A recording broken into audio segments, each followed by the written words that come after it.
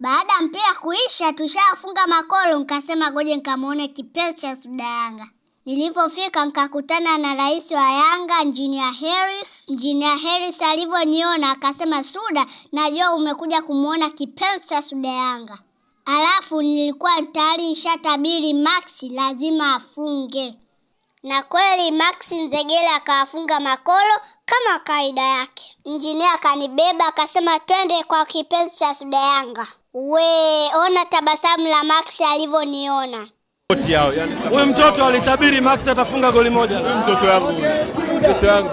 Mtoto alisema kwamba utafunga goli siku leo. Ameniambia jana.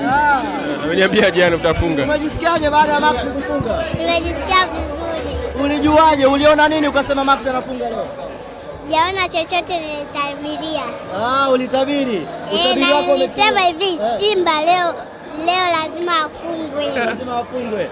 Max unamwambia nini Suda, mtoto mdogo anashabiki? Yaani mtoto ananitumia message mara nyingi sana. So nampenda na mimi taendelea kupambana kwa ajili ya timu. Kila la heri. Asante sana.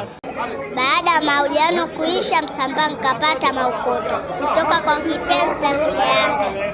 Washamba, sorry tugawane hair.